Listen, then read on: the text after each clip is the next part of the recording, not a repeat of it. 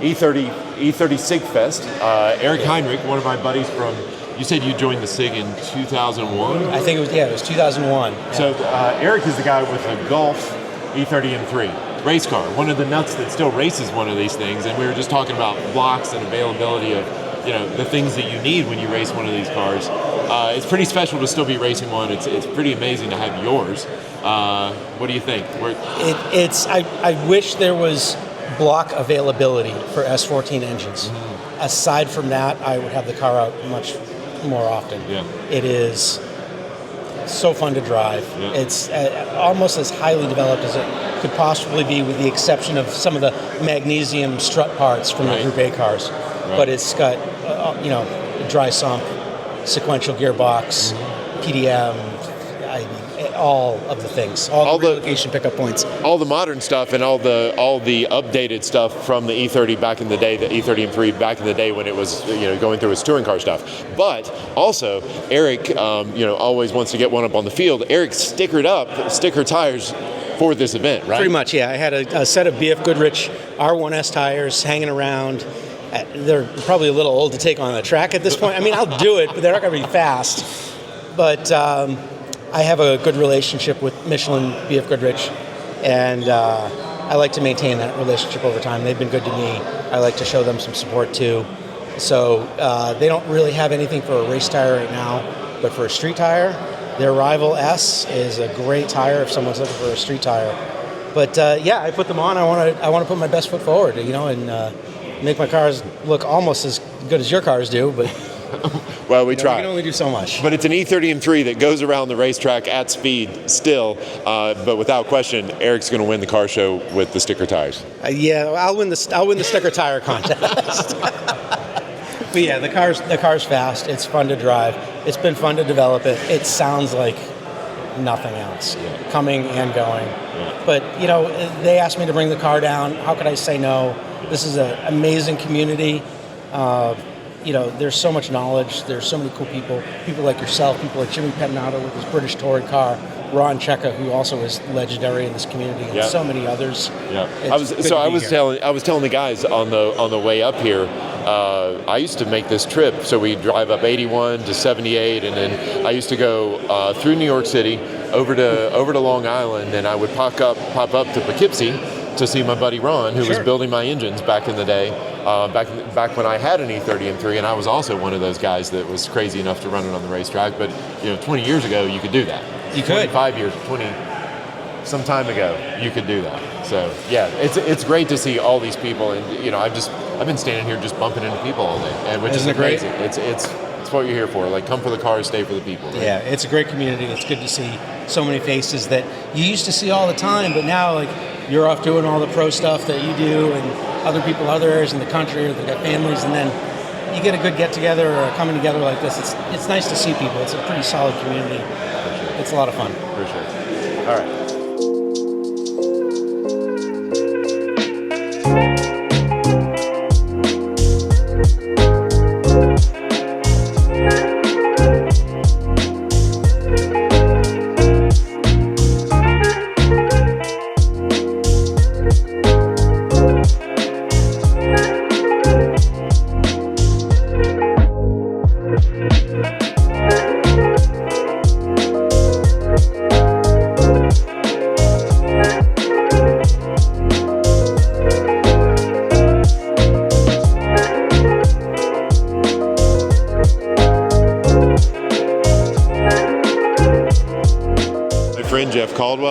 He is the president of the BMW Club of America. I am, yes.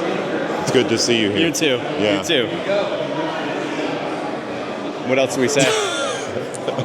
No, this is awesome. This is how far from you? Hour and a half. Okay. Yeah. So Jeff's from Jersey. Yep. And don't get up here that much, as much as I'd like. We don't get up here as much as I'd like. Yeah. Right? But such a cool place, great facility. Yeah. And very, very nice of BMW to open their doors for us. And it's a really special thing, special event. Yeah, for sure. So E30 M3 SIGFest, which is pretty cool, and we're going to go look at 100 E30 M3s all gathered here today. Amazing. Yeah? Amazing. Yeah, there's some great stuff out there. That's awesome, and that's the reason for the season.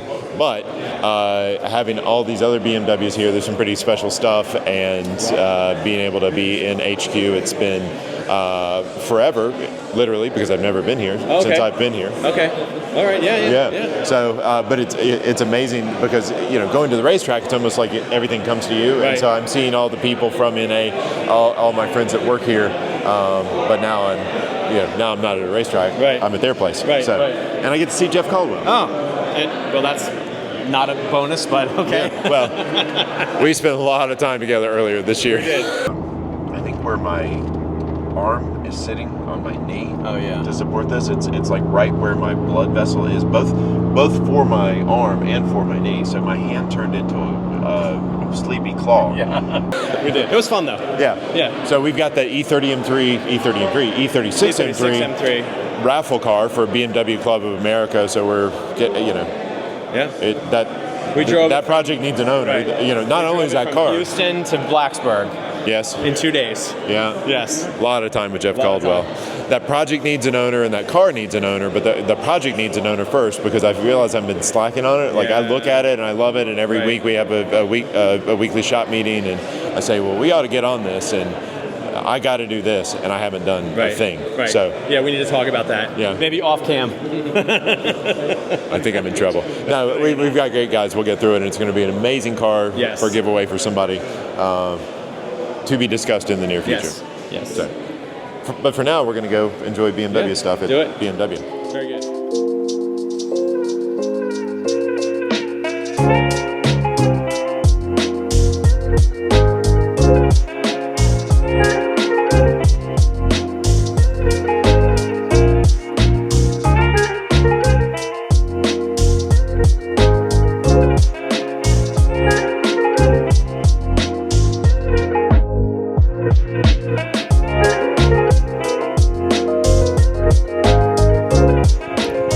Ben from Rogue Engineering brought his little toy. Looks pretty spectacular. E46 M3. Weird that you'd have one of those. Yeah, no, exactly. Yeah. So this is Ben. This. Oh, hey. Yeah. I was like, are you on the phone or whatnot? You're on. Ben and I have known each other since 96, 97. It was early on, right? That was. Oh my gosh, yeah, that was a long time ago. You did some of the original Pizza Fest stuff, weren't you? Yeah. Weren't you involved in that? That was my first. with Dwayne Cowley. Yeah, that was my first trip up north. I drove an E30 M3. Was that your first one? Was that the first one That was one of the first non-track events I did. And that was my first car. That was your first my car, first E30 M3. Okay. And that was, I think, when it was just a roll bar in that car. Maybe I think I had it partially stripped out, partially, whatever phase I was in. I remember it was silver. Okay. Yes, I remember that. I remember yeah, too. I have a film picture somewhere that'll probably never get seen again of that car, because we don't do. So film that was anymore. the beginning of the end, right? That was the beginning of the end, and still have this guy with me. It's pretty cool. So what do you have going on here? We were talking about this car earlier. It has all the goodies on it, right? This is a full carbon wide body E46 M3. It has a S65 V8 swap. It makes, I'm sure, a ton of power. I have no idea. It has 3-way adjustable shocks. It has dry sump. It has pretty much the entire catalog of everybody's catalog in it. So this is how you would want to do a build if you had unlimited time, unlimited money, and you just wanted to go over the moon with it. So why not? Let somebody else, enjoy it and drive it finally. So we put it on track next weekend. Awesome, and that'll be your first time on track with this thing? First time with this, correct. Okay. So.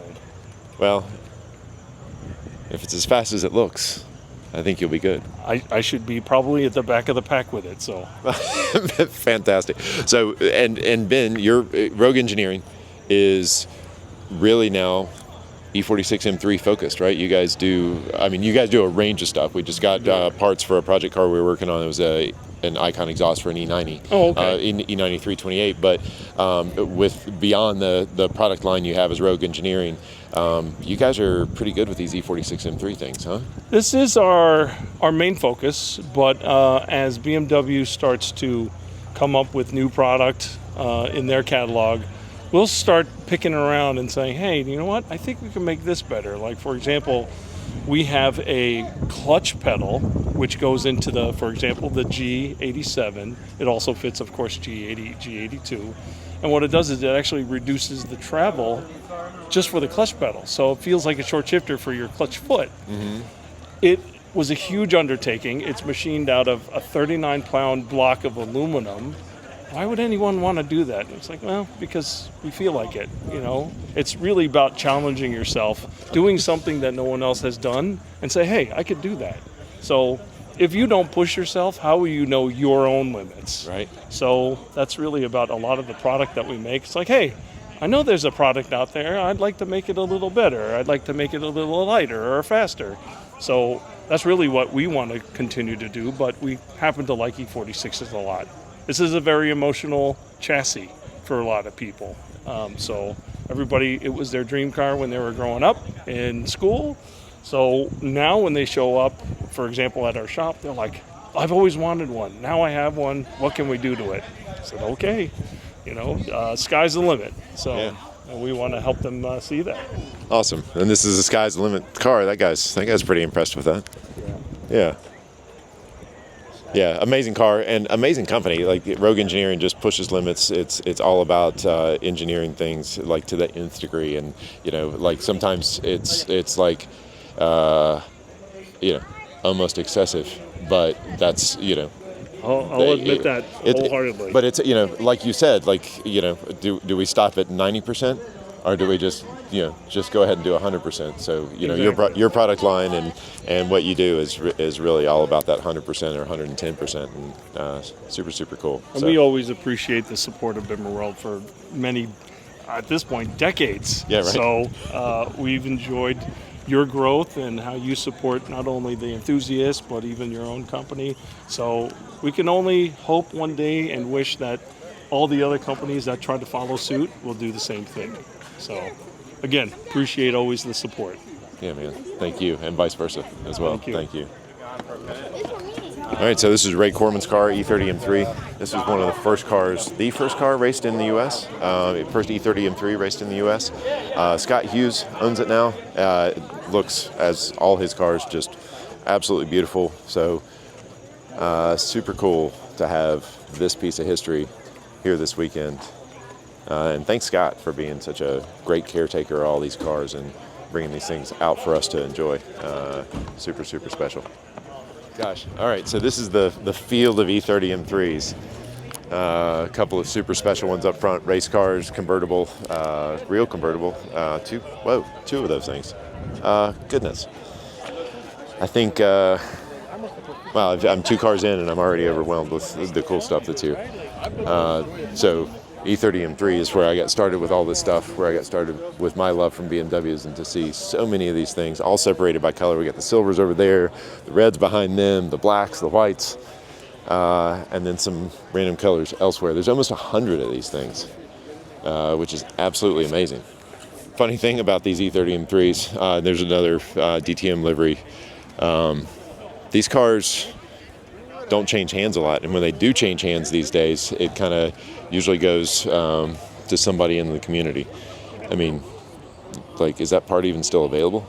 This is super nice. So again, this is a tribute car, full seats, roll bar. Looks like the DTM car. Some Evo 3 parts on it. DTM exhaust, DTM upturned exhaust. We had to do that back in the day. That was the style. Strumung, maybe, which had the cut tips instead of the bent tips like a Super Sprint back in the day did. That's super cool. 12 of those things, 12-cylinder. So that's the kind of stuff I would love to do to these cars, like 12-cylinder swap and So I'm going to suppose that this is just somebody's drift car at this point, and it's super cool. And these things made about 200, I think it's 215 horse, something like that, and not a lot more you can get out of those S14s without going into them. And of course, as Eric Heinrich mentioned, those things really aren't available these days. Like if you hole a block, you got to find a used block. There are no more new blocks available. So we're starting to see engine swaps in these cars. I was thinking last night, 4-cylinder turbo, modern, 400 horsepower, doubles the power of these cars. And I mean, they were already fast, certainly period fast with that little 215 horsepower S14, but something like that. You look under here, you'll see that I have the radiator and I have the fan running. Okay. Yeah. So radiator. Okay, so that's for the condenser. Yeah. For the condenser. Got it. Yeah, with fire suppression, Simtech suspension, V12. It's straight piped. If you want, I could throw it off, turn it off if you want to hear it. Does the trunk open? Does the trunk open easily? So look at that push rod suspension. So how did you do that? Who did that? So I bought it with that in there. I had to finish it. I have to do a little bit more work on it because I didn't like the welds on it. But I needed to finish a car. So I did Beamer Invasion LA. I did Beamer Invasion Miami. So I didn't have a choice but to run it that way. So my partner's about to take that bad boy up, regrind it down. But I bought it with that bar already installed. And then I went and ordered the shocks. I had to buy these from Simtech. They gave me these. And then I'm running E36 Ti arms. They're reinforced arms. Yep. So it's a fun car. It's pretty violent. It's a pretty violent car. Yeah. Yeah. It's not a lot of horsepower, but because everything is, I had to switch to polyurethane bushings. Yep. So everything is solid mounted. Yeah. And it's just very visceral. And then the reason I put the sliding rag on was because the sunroof was leaking. And they had welded it shut, and I couldn't do anything about it. So I called Legacy. I'm like, hey, I want to do something crazy. Can we do this? I need it in a week, and they did it. They put it together. Wow. Cut the roof. We did it. E30 M3 suspension, transmission. I got a Z3M diff. Fire suppression is working. I don't know if you noticed the handle in the rear. Yep. Out of an 850. Running the 3 stock computers, which no one really does. So I have one for each bank, throttle by wire. So it's instant. Just touch it, it's instant. Biggest challenge right now is keeping her cool. So in 85-degree days, it ain't happening. But she's a lot of fun though. All right. It's such a car show thing to do, but I want to hear it run. You want to hear it? Where are the exhaust pipes? Out the back or the side? So this one here, so I'm running the rear. Okay. So when it's closed, it's out the rear. Okay. When it's open, it's right here. Okay, so give it to me with the mufflers first. Can't believe we're doing this.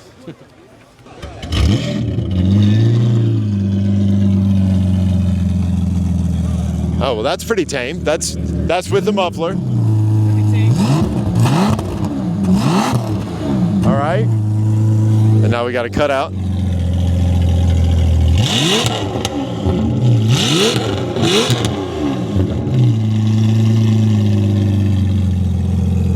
That's awesome. That's not a stock color. Love that.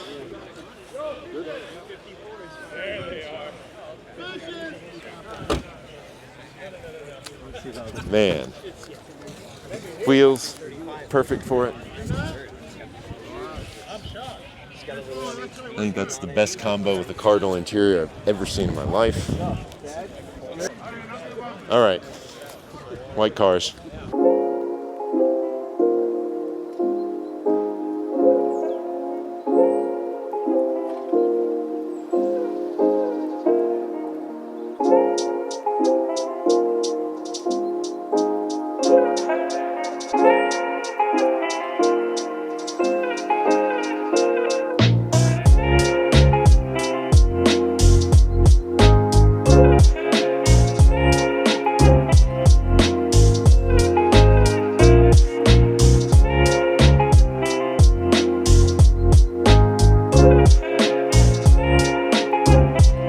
All right, we're on the white car row. but I love those wheels on the black car over there. I'm a little more mindful of how I drive these things, and that's why some of these larger displacement engine swaps for me really tick the box. Just the color on that. So Diamond Schwartz row, the black cars, but Diamond Schwartz on these cars had multiple different colors of flop. So there's a blue flop, there's a purple flop. I used to know a lot more about these things, and I can't remember the difference in flop. So, but it all has to do with the metal flake. And we'll, AJ, can you? What color flop is that? I can't tell.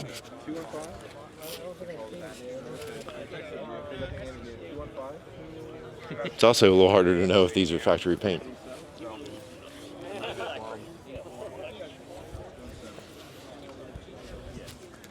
E30 M3 wheels on this.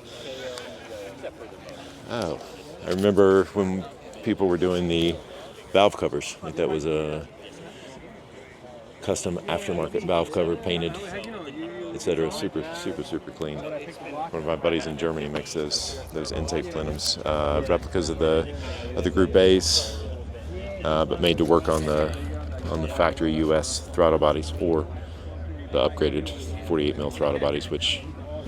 So do you know like the difference in flops on these cars? Like there's a blue flop and there's a I used to know this stuff. Do you know? No, do you know what are you that? talking about? Okay. A flop? Yeah. So it's based on the metal flake in it, and there were multiple colors of flops in the Diamond Schwartz cars.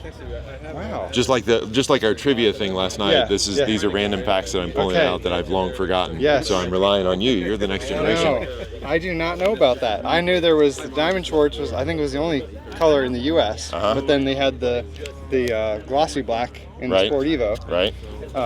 But I didn't know that they had different shades of the Diamond Schwartz. All right, and I could be making this up. This is like any good fact. It could be. But It could be. But I trust you, James. don't do that. If you tell me, I'm going to believe you. All right, don't tell anybody else. Don't tell anybody else. It'll be our secret until I confirm it. Okay. So, red stripe front and rear bumpers, Sport Evo, as well as that wing, as well as the red seatbelt. So, is this a Sport Evo? I don't know. Different seats, aftermarket seats. Dan's car. Red spark plug wires, also Sport Evo-ish.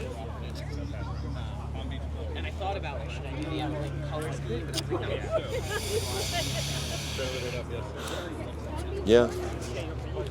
I'm not smart enough to know anymore.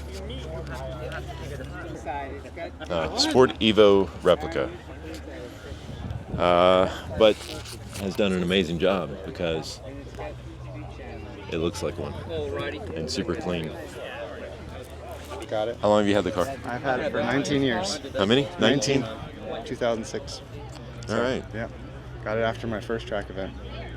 What'd you drive for your first I had track an event? E36 328 IS. Okay. And I met the guy who had this car. And he came up and he's like, I'm looking for one of these E36s for a daily driver. And I have an E30 M3 that I'm selling.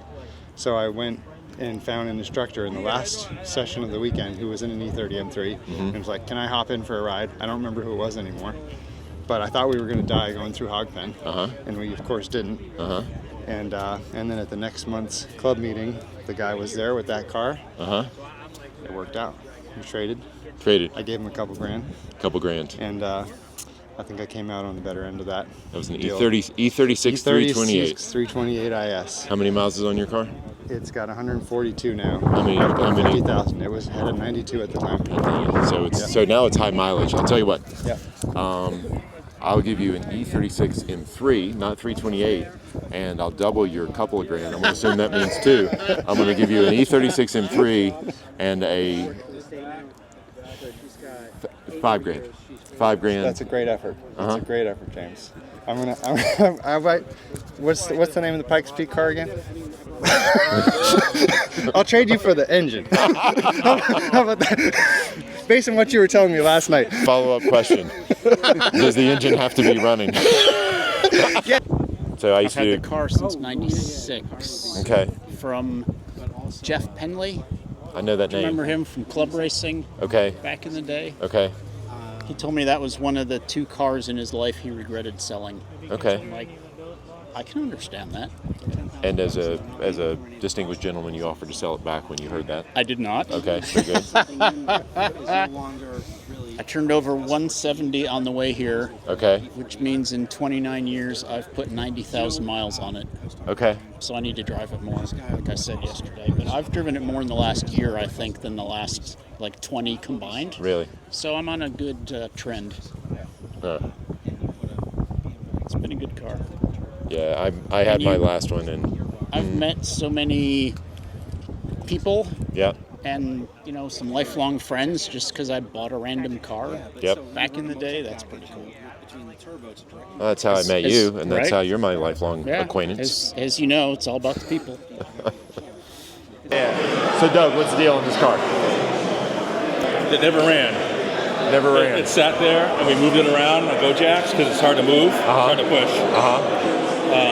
And one other guy tried to get it running, and it kind of ran a little bit. And then I don't know who decided to sell it, but it was moved to a better home. Well, it pulled in here, it drove in here, so it must be running now. So I guess somebody invested some time and effort in it. I think the very first time I met Will Turner, we had this car on the dyno at HMS Motorsport. Okay. And we were trying to figure out spark plugs. And there's a cold plug for warm-up, and then there's a hot plug to run the car with. Right. And they didn't know which was which, so we were running the car on the dyno, and the thing's backfiring. And that was a late night, actually. Yeah, that's crazy. Back in the touring car days, that was the deal, right? Once the motor started making a ton of power, they had start plugs. You'd use the start plugs, you get the engine warm, then you'd swap spark plugs. So I came in at just the right time into BMW Club Racing when a lot of these cars started getting imported and raced in BMW Club Racing. It was E-modified, I think, and then became super modified. Right. E-mod because it was a 2-liter car. They didn't know what to put it in. Right. It's a factory Pro Drive fuel car. Right. Oh, but it's got 2 liters, so it must go in E. Right. Meanwhile, they got German mechanics coming over. They got air jacks. They've got close ratio transmissions, crash boxes, dog box transmissions, no synchros, air jacks. I remember seeing those like when late '90s. I'm like, wow, what are these things? It was like this was the coolest, wildest stuff in the world. This car was kind of in my way when I sat in the showroom at Turner because we didn't have a lot of office space. Right. So I was the showroom guy. And this car, I would back my chair up almost into it every day. This car's still in the way. Oh, let's get it out of here. This was aspirational for me growing up in BMWs. And I will say, in more modern times, BMW took us to, in Munich, to the basement, where it's kind of like where the Ark of the Covenant is kept. It's where all these cars and the parts and all the things were. Special shout out to Lance Baselli, one of my E30 M3 SIG buddies, who went to Oktoberfest the day before with our group of people, got overserved, and was unable to make the dream tour of the basement of BMW Motorsport. And he'll regret that forever, Lance, forever. It's crazy stuff that was so weird and oddball back then. It makes sense. It's just race car stuff now, but we didn't have BMW customer racing. We didn't have access to what the technology was, what the cars were. The cars all came from Europe. Except there's a Corman car here somewhere. Obviously that was in the U.S., but it was a different thing. So this stuff was just so you could only find out about little bits and pieces of it. It was so special. This is one of the later cars with moved wheel arches, bigger wheels. I look under here and strut tower brace shocks. There's nothing crazy, especially compared to what we see today. Air jacks up in the front of the car. That's kind of interesting. Normally in modern times we put them within the framework of the wheels and tires itself. Oh, hey, Lifeline fire system. That's using the good stuff.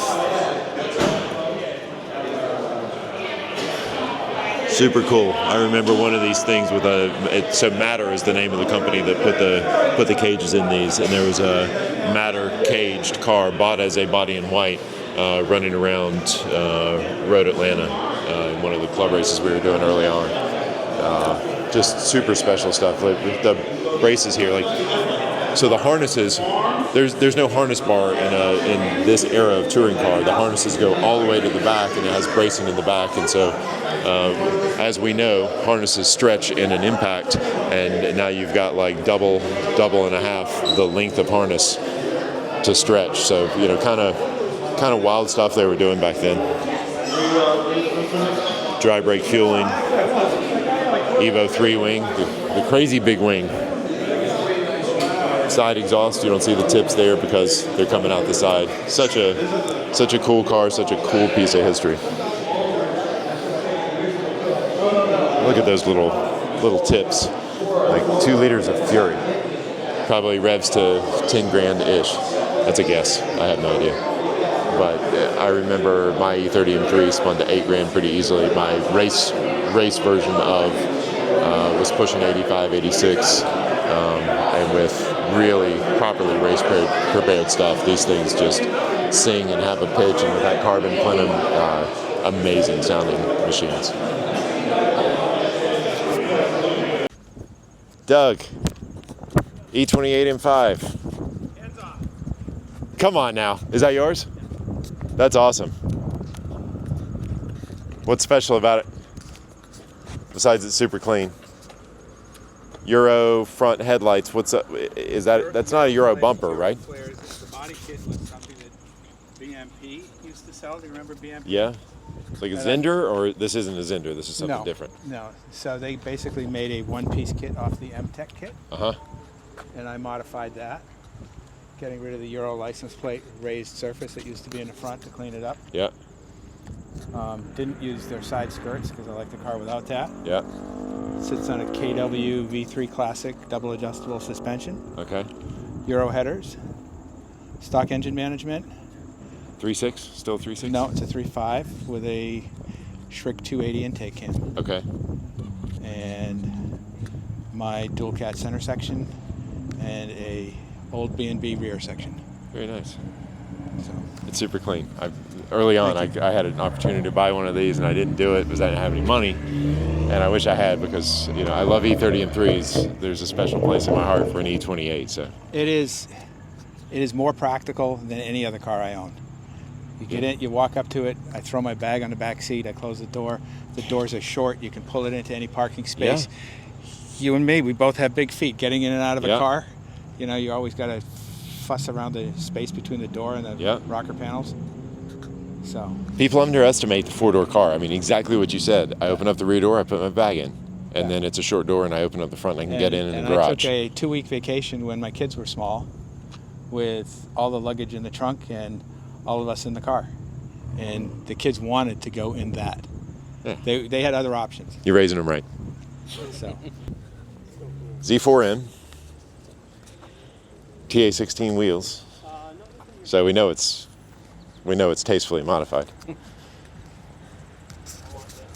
I think I know the owner of this car, and I think this car's owner's brother has one very similar to it, who will soon sell it to another one of my friends that I see on race weekends regularly, plugged into our car. So I love these cars, and these guys take care of them. Super, super, super clean. Early on in the BimmerWorld days, we had a 6 Series that we were restoring fall off the lift. And beyond some electrical problems that car had, having it fall off the lift and having our nest egg demolished for some period of time has left me not loving 6 Series. All right, AJ. The red one down here is the one that we were trying to figure out if it was Mike Washington's car, and it is a Mike, but it's a different Mike, and looking all over, like some of these painfully obvious things that should hit you right in the face, like the fact that that is a 4-door car, not in fact a 2-door M3. Oh, look, 4 doors. Dang. Yeah, that sounds like a good stop. The door? Just didn't even notice. It's here, it's here, here, and the boot, and the front fender. Are you saying the rear is not the same? No, because you have the... No, but they did a great job blending that in, you know. So. It looked like it came from the factory. They should have made it like this. This is the way it should have come from the factory. This is nuts. So we were over here and looking over all the cars. I didn't even notice this thing had an extra pair of doors. Blends right in. Goodness. Because it's supposed to be like this. Yeah. We got cheated out of the full store. Man, these panels back behind the door laid in right. You did a great job. Because you have to have cut this whole thing out to put the C. Right. If you look at it, this one's about like 3 or 4 inches longer compared to that one. Yeah. And look, yeah. But then they had to hand make the pieces that lay into the C's, right? This is wider than the. James, my wife Laura. Hey Laura, how are you? Nice to meet you as well. Just saying, it's like, thanks for being here. I hear the name all the time. Oh, well, thanks for having us. Great. Yeah. And thanks for the cookies. Those are awesome. Those super, super cool. You're welcome. Oh yeah, thank you. Yeah, you're welcome. I feel bad eating it though. Oh, It's so no, you pretty. should not feel bad eating it. How cool is this? Maybe I'll sacrifice one. I don't know why we waste time looking and pointing out subtle details when the big ones just can't even smack us in the face. Definitely, like, they did such a good job. It seems like it's purpose built that way. Like that should have been a factory option. Yeah. I cannot believe it.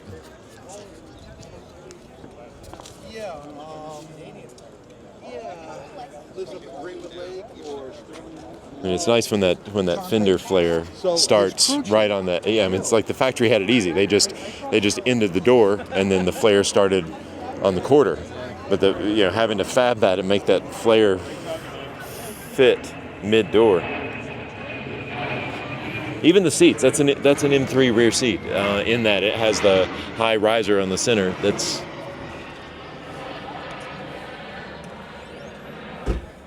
so well done.